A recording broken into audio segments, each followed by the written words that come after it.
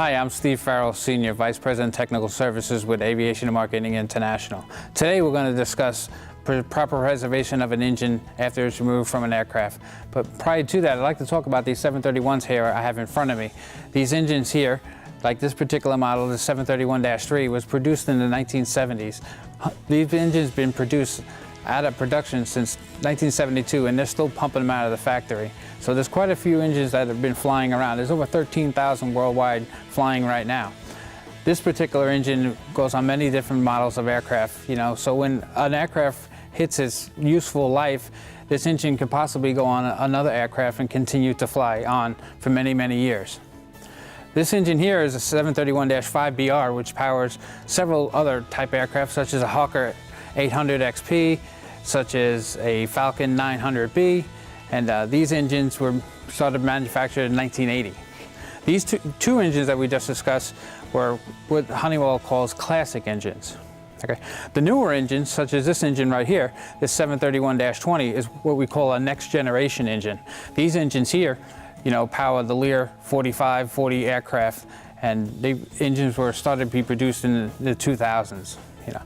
Lastly, we have a 731-50 engine. This particular engine was started to be produced in 2006. And these engines, there's many still flying around. There's not too many on the marketplace, but AMI has them here available for what you need.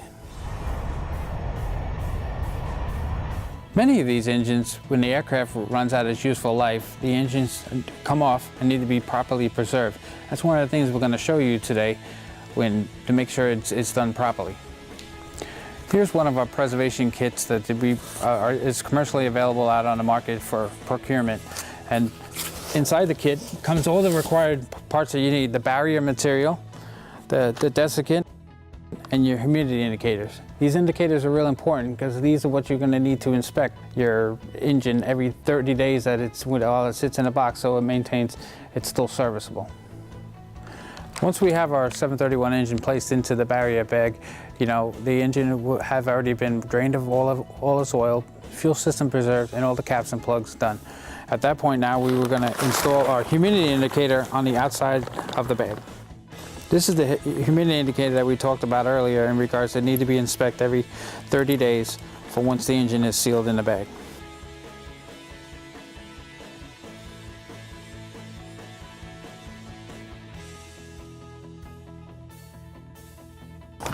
What this indicator does is checks to make sure that there's no moisture buildup inside the bag while the engine is in preservation state. Our next step is to install these desiccant bags, which helps reduce the moisture in the engine while it's being in preservation state. Then we're going to take the barrier bag and close up the engine.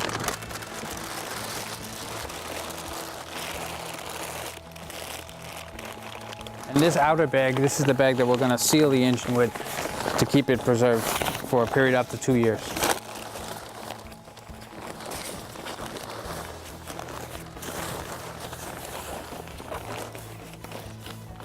At this point, we're going to install clothespins to help the sealing of the bag to make sure there's no escape of air going into or out of the bag while it's preserved.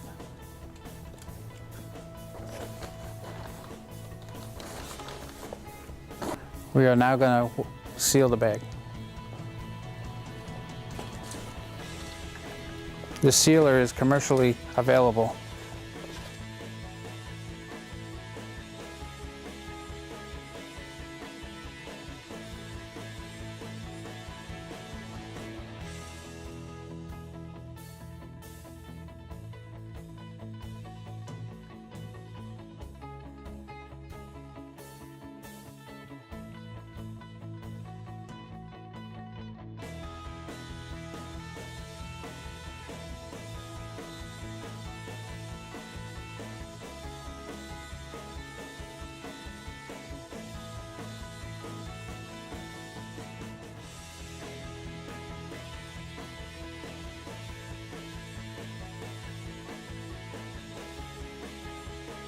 Once the bag is sealed and we have verified that there's no openings, we need to cut a hole in the edge of the bag to insert the vacuum.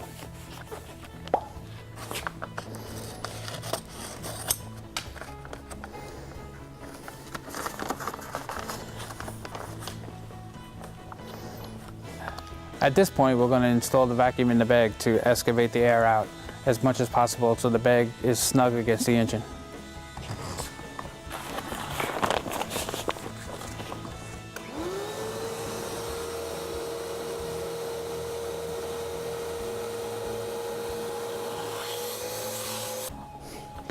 Lastly, we're going to seal the opening of the bag to prevent any air from escaping.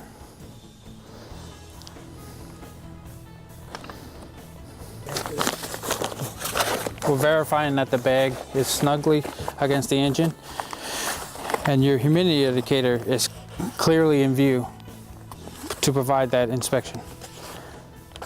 Now that this engine has been properly preserved in a bag, as long as you inspect this indicator every 30 days, it can stay in this state for up to 2 years. At or before 2 years of preservation, the engine will have to be removed from the box and placed on an aircraft and returned to service, or put on a test cell and run for 10 minutes and be preserved for it to last another 2 years. This was the proper way to preserve a 731 engine and place it into a storage shipping container. If you have any questions in regards to this, please feel free to give us a call at Aviation and Marketing International at 281-359-3266 or check out our website, turbinengine.com. Thank you. And now we close the box.